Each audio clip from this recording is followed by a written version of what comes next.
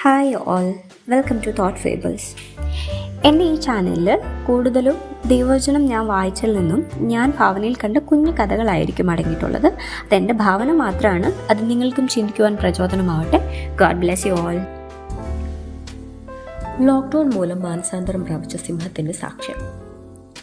ദൈവനാമത്തിന് മഹത്വമുണ്ടാകട്ടെ. ഇന്നെനിക്ക് വളരെ സന്തോഷമുണ്ട്. ഞാൻ യേശു കർത്താവിനെ സ്വന്തം രക്ഷിതാവും കർത്താവുമായി സ്വീകരിച്ചു. സ്വയം നിഗളിക്കുവാൻ എന്നിൽ ഒത്തിരി കാര്യമുണ്ട്. പക്ഷേ അതൊന്നും ഞാനിവിടെ പറയാൻ ആഗ്രഹിക്കുന്നില്ല. കാരണം എന്നിലും വലിയവനായ ഒരുവനെ ഞാൻ അറിഞ്ഞു. എങ്ങനെയാണ് എന്നല്ലേ പറയാം. സംഭവം നടക്കുന്നത് ദാരിവേഷ് രാജാവിൻ്റെ രാജ്യത്തിലാണ്. എനിക്കവിടെ ഒരു ഗുഹയുണ്ടായിരുന്നു. ഞാൻ അവിടെ വിഭവസമൃദ്ധമായി ഭക്ഷണം കഴിച്ച് ലോകമോഹങ്ങളിൽ ആശ്രയിച്ചാണ് ജീവിച്ചത്. രാജകൊട്ടാരത്തിൽ നടക്കുന്നത് ഏറെക്കുറെ ഞാനും അറിയാറുണ്ടായിരുന്നു. അങ്ങനെയിരിക്കെയാണ് രാജാവ് ഒരു കൽപ്പന പുറപ്പെടുവിച്ചത്. രാജാവിനോട് പ്രാർത്ഥിക്കാത്ത ഏത് മനുഷ്യനെയും സിംഹത്തിന്റെ ഗുഹയിൽ ഇടുമെന്ന്. എനിക്ക് വലിയ പ്രതീക്ഷയൊന്നുമില്ലായിരുന്നു. ഞാനും കാട്ടിലെ രാജാവാണെങ്കിലും രാജകൽപ്പന ഞാനും വകവച്ചില്ല. ഞാനും പ്രാർത്ഥിച്ചു, ദൈവമേ, എനിക്കൊരു ഇരയെ കിട്ടണേ. എന്റെ ഭാഗ്യമെന്ന് തന്നെ പറയാം. നല്ല ഒന്നാന്തരം ഇര. അത്രയും ഭംഗിയുള്ളൊരു മനുഷ്യനെ ഞാൻ കണ്ടിട്ടില്ല. സത്യം പറയട്ടെ, വായിൽ വെള്ളമിറക്കി നോക്കിയിരുന്നു പോയി. ആ മനുഷ്യൻ ഗുഹയിലേക്ക് വന്നപ്പോൾ എൻ്റെ വായ അടഞ്ഞ് എൻ്റെ അകക്കണ്ണുകൾ തുറന്നു. എനിക്ക് നോക്കിയിരിക്കുവാനേ കഴിഞ്ഞുള്ളൂ. വിശന്നിരിക്കുകയാണ് എന്ന് ഞാൻ മറന്നു. പ്രവാചകനായ ദാനിയേലാണ് എന്നോട് കൂടെയുള്ള എന്ന് ഗുഹയ്ക്ക് വെളിയിൽ നിന്നുള്ള സംസാരത്തിൽ നിന്ന് എനിക്ക് മനസ്സിലായി. അതുപോലെ തന്നെ ഗുഹയ്ക്ക് വെളിയിൽ നിൽക്കുന്നവർക്ക് ദാനിയേലിനോട് നല്ല അസൂയുണ്ടെന്നും മനസ്സിലായി. സാധാരണ എൻ്റെ ഗുഹയിൽ വരുന്ന ആളുകൾ അലറി വിളിക്കുന്ന രംഗമാണ് ഞാൻ കണ്ടിട്ടുള്ളത്. തികച്ചും വ്യത്യസ്തമായിരുന്നു ദാനിയേൽ. ഗുഹയിൽ വന്നയുടനെ മുട്ടുകുത്തി പ്രാർത്ഥിച്ച് ദൈവത്തിന് നന്ദി പറയുന്നതാണ് കേട്ടത്. അതിനിടയിൽ അദ്ദേഹം ദാവീദ് ഗോത്രത്തിന് സിംഹമായവനെ എന്ന് പറഞ്ഞ പോലെ എനിക്ക് തോന്നി. ഞാനൊന്ന് സ്തംഭിച്ചു. എൻ്റെ പേര് പറഞ്ഞതായിരിക്കുമോ? എന്തായാലും പ്രാർത്ഥന കഴിയുമ്പോൾ ചോദിക്കാമെന്ന് വെച്ചു. പ്രാർത്ഥന കഴിഞ്ഞ് ഒന്ന് സംസാരിക്കാം, എന്നിട്ടാവാം ഭക്ഷണം കഴിക്കുന്നത്. ഒരു നല്ല ഇരയെ കിട്ടിയതിൽ കൃതാർത്ഥനായി ഞാൻ ശാന്തനായി പ്രാർത്ഥന തീരാൻ നോക്കിയിരുന്നു. അതിനിടയിൽ ഞാനൊന്ന് മയങ്ങിപ്പോയി.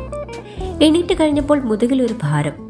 ഞാനൊന്ന് നോക്കിയപ്പോൾ പ്രാർത്ഥിച്ചുകൊണ്ടിരുന്ന മനുഷ്യൻ ഒരിത്തിരി പോലും പേടിയില്ലാതെ എൻ്റെ മുതുകിൽ തലവെച്ച് കിടക്കുന്ന കാഴ്ചയാണ് കണ്ടത്. എനിക്ക് സങ്കടവും ദേഷ്യവും ഒക്കെ വന്നു. ഒന്നുമില്ലെങ്കിലും ഞാനൊരു സിംഹമല്ലേ. ഞാൻ സകല ശക്തിയും എടുത്ത് ഗർജിക്കുവാൻ നോക്കി. നാവ് അനങ്ങുന്നില്ല. പെട്ടെന്ന് ദേഹം തളരുന്നു പോലെ. എനിക്കൊന്നും ചെയ്യാൻ പറ്റുന്നില്ല. എനിക്ക് ആലോചിച്ചിട്ടൊന്നും മനസ്സിലാകുന്നുമില്ല. ഞാൻ ശാന്തനായിരുന്നു. കുറച്ചു നേരം കഴിഞ്ഞപ്പോൾ അദ്ദേഹം കണ്ണു തുറന്നെഴുന്നേറ്റു. എനിക്കൊന്ന് സംസാരിക്കണമെന്ന് തോന്നി. അല്ലയോ ദാനിയേലേ, താങ്കൾ പ്രാർത്ഥിച്ചപ്പോൾ ദാവീദ് ഗോത്രത്തിൽ സിംഹം എന്ന് പറയുന്നു കേട്ടു. അങ്ങനെ ഒരു സിംഹത്തെ എനിക്കറിയില്ല. പുള്ളി ഏത് രാജ്യത്തിലെയാണ് എന്ന് അറിഞ്ഞാൽ കൊള്ളാമെന്നുണ്ട്. അദ്ദേഹം വളരെ സന്തോഷത്തോടെ സൗമ്യമായി എന്നെ നോക്കി. ഞാൻ മനസ്സിൽ ചിന്തിച്ചു, ഷേടാ, ഈ മനുഷ്യൻ എന്ത് മനുഷ്യനാ, ഒരു പേടിയും കൂസാതെ ഇരിക്കുന്നു. ഞാനൊരു സിംഹമല്ലേ, ഒന്ന് പേടിപ്പിച്ചാലോ. പെട്ടെന്ന് തന്നെ പഴയ പോലെ ദേഹം തളരുന്ന ഒരവസ്ഥ. ഞാൻ വീണ്ടും ശാന്തനായി. യജമാന്റെ കാൽക്കൽ ഒരു നായക്കുട്ടി കിടക്കുന്ന പോലെ ദാനിയേലിന്റെ വാക്കുകൾക്കായി ചെവി ഓർത്തിരുന്നു. ഞാൻ സേവിക്കുന്ന ദൈവമാണ് ദാവീദ് ഗോത്രത്തിന് സിംഹം എന്ന് ദാനിയേൽ പറഞ്ഞു. കേട്ടപ്പോൾ ഞാനൊന്ന് ഞെട്ടി. കൂടുതൽ അറിയുവാനുള്ള വാഞ്ചയോടെ ഞാനിരുന്നു. അദ്ദേഹത്തിന്റെ വാക്കുകൾ എന്നെ പിടിച്ചിരുത്തി. തിരുവെഴുത്തുകളിൽ എൻ്റെ വംശത്തിലുള്ളവരുമുണ്ടെന്നറിഞ്ഞതിൽ എനിക്ക് ഒത്തിരി അഭിമാനം തോന്നി. നോഹയുടെ പെട്ടകത്തിൽ ആദ്യം പ്രവേശിച്ചത് എൻ്റെ മുതുമുത്തച്ഛനും മുതുമുത്തശ്ശിയുമായിരുന്നു പോലും. ഞാനൊന്ന് പൊങ്ങി. എൻ്റെ കുടുംബം അത്ര കുറഞ്ഞതൊന്നുമല്ല. ഞാൻ കാട്ടിലായിരുന്നപ്പോൾ എൻ്റെ ശത്രുവായിരുന്ന രാജാവിൻ്റെ ബന്ധുവായിരുന്ന ബാലസിംഹത്തെയാണ് ശിംശോൻ കൊന്നത്. പാവം, ഇനി പറഞ്ഞിട്ട് കാര്യമില്ലല്ലോ. പണ്ടായിരുന്നെങ്കിൽ ഞാൻ സന്തോഷിച്ചേനെ. ഇപ്പോൾ ഞാൻ മാനസാന്തരപ്പെട്ടതുകൊണ്ട് ചെറിയ വിഷമം. കൂട്ടുകാരനെ നിന്നെപ്പോലെ തന്നെ സ്നേഹിക്കണല്ലോ. കഥകൾ അനവധി കേട്ടു. സത്യം പറഞ്ഞാൽ എനിക്ക് ആ ദിവസം മറ്റു ദിവസത്തേക്കാൾ ആനന്ദമായിരുന്നു. ഞങ്ങൾ സംസാരിച്ചിരുന്നപ്പോൾ തന്നെ എൻ്റെ ഉള്ളിൽ എന്തൊക്കെയോ സംഭവിക്കുകയായിരുന്നു. എനിക്കൊന്ന് അലറി കരയുവാൻ തോന്നി. ഞാൻ ദാനിയേലിനോട് എനിക്ക് വേണ്ടി പ്രാർത്ഥിക്കണമെന്ന് ആവശ്യപ്പെട്ടു. അദ്ദേഹം എനിക്ക് വേണ്ടി പ്രാർത്ഥിച്ചു കഴിഞ്ഞപ്പോൾ എനിക്ക് വലിയ ആശ്വാസമായി. പിന്നെയും ഞങ്ങൾ സംസാരിച്ചു. സത്യദൈവത്തെ ഞാനും സേവിക്കാൻ തീരുമാനമെടുത്തു. പെട്ടെന്ന് ഗുഹയ്ക്ക് വെളിയിൽ നിന്ന് ദാനിയേലേ, ദാനിയേലേ എന്ന് വിളി വന്നു. നല്ല പരിചയമുള്ള സ്വരം. ദാരിവേഷ് രാജാവ് ദാനിയേലിനോട് വിശേഷങ്ങൾ ആരാഞ്ഞു. ദാനിയേൽ ജീവനോടുണ്ടെന്നറിഞ്ഞ രാജാവിന് സന്തോഷമായി എന്ന് അദ്ദേഹത്തിന്റെ വാക്കുകളിൽ നിന്ന് മനസ്സിലായി. അധികം വൈകാതെ ദാനിയേലിനെ ഇവിടെ നിന്ന് കൊണ്ടുപോകുമെന്ന് എനിക്ക് മനസ്സിലായി. അത് സംഭവിച്ചു. ഒന്നും മിണ്ടാതെ നോക്കി നിൽക്കാനേ കഴിഞ്ഞുള്ളൂ. ചങ്ക് പറഞ്ഞു പോയ വേദന. ദൈവസ്നേഹം എന്നിൽ നിറഞ്ഞു. ദാനിയേൽ പറഞ്ഞതുപോലെ ഞാനും പറഞ്ഞു, ഞാൻ തന്നെത്താൻ അശുദ്ധനാകുകയില്ല. ജീവിക്കുന്നുവെങ്കിൽ ക്രിസ്തുവിനായി ജീവിക്കണം. ഞാൻ തീരുമാനമെടുത്തു കഴിഞ്ഞപ്പോൾ തന്നെ എൻ്റെ മുമ്പിൽ ഒരു ഇര വീണു.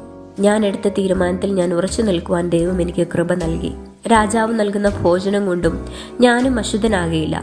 ഗുഹയിൽ ഇരയായി വരുന്ന ഓരോ വ്യക്തികളോടും ദാനിയേലിൻ്റെ ദൈവം എൻ്റെയും ദൈവമെന്ന് പറയുവാനിടയായി. രാജകൊട്ടാരത്തിൽ എൻ്റെയും സാക്ഷ്യമെത്തിയതുകൊണ്ട് എനിക്ക് കഴിവില്ല, നട്ടിലില്ലാത്ത സിംഹം എന്നൊക്കെ കേൾക്കുവാനിടയായി.